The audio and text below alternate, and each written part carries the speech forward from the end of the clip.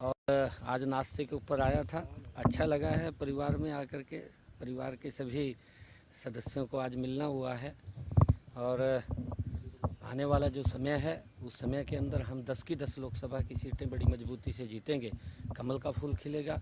नरेंद्र मोदी जी को तीसरी बार प्रधानमंत्री बनाने में हमारी हरियाणा की अहम भूमिका होगी और उसके अंदर कुलदीप जी का भी एक हाथ बड़ा उसके अंदर होगा। तो कहाँ कुलदीप जी प्रचार करेंगे सर, भव्य कहाँ करेंगे? वो उसकी बैठ कर के सारी रचना बनती है, योजना बनती है पार्टी के अंदर बैठ कर के कहाँ कहाँ ड्यूटी लगेगी, क्योंकि जहाँ भी ड्यूटी लगेगी और जिस नेता की भी ड्यूटी लगेगी वहाँ पर वो जाएंगे। सर कांग्रेस अभी तक टिकट अब नहीं बांट पाई है। बीजेपी के तमाम प्रत्याशी मैदान में है सर, लगातार देरी देखने को मिलती है नजर है। किस तरीके से उनकी रणनीति को देख रहे हैं? कांग्रेस में मंथन चल रहा है, क्योंकि जो बड़े नेता हैं, चाहे भूपेंद्र सिंह हुड्डा थे, पिछली बार चुनाव लड़े थे, रह गए थे। अब की बार कहीं ना कहीं उनके मन में इस बात का डर है कि अब की बार भी हम हार ना जाएं, और उस हार के डर के कारण वो कहीं ना कहीं मैदान में उतरने से डर रहे हैं और किसी न किसी के ऊपर कभी किसी पे हाथ रखते हैं, कभी किसी पे हाथ रखते हैं।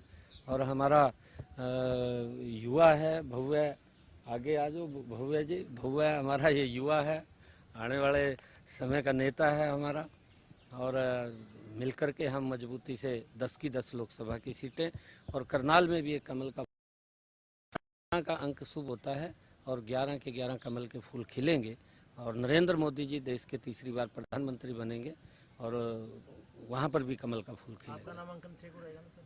6 तारीख को। सर कांग्रेस के मैनिफेस्टो को लेकर लगातार चीजें वो देखने को मिलती है। प्रधानमंत्री ने निशाना साधा कि मंगलसूत्र लेने तक का जो काम है वो कांग्रेस कर देगी। सर विरासत टैक्स को लेकर भी कांग्रेस के नेताओं का बयान दिया है विरासत टैक्स वाला सर। देखिए, क्योंकि उनकी सोच रही है, जिस प्रकार का उनकी सोच है वो जग जाहिर हो जाती है।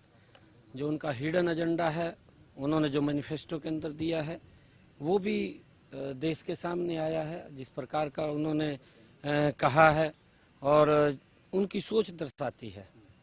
वो एक वर्ग की बात करते हैं, मोदी जी 140 करोड़ लोगों की बात करते हैं कि हमारा जो कार्य होगा वो देश के 140 करोड़ लोगों के लिए होगा, और वो कहीं ना कहीं एक विशेष वर्ग को आगे ध्यान में रख करके उसके ऊपर की बातें करते हैं।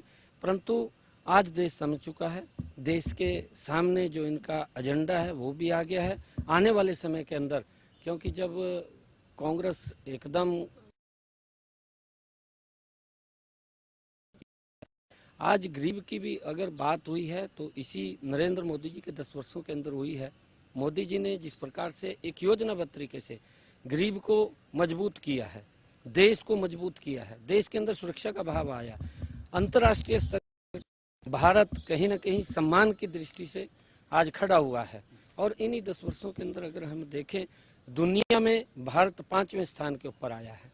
ये प्रधानमंत्री जी का ही विजन है कि आने वाले समय के अंदर दुनिया में भारत तीसरे स्थान के ऊपर खड़ा हो, उसके लिए काम कर रहे हैं। Thank you.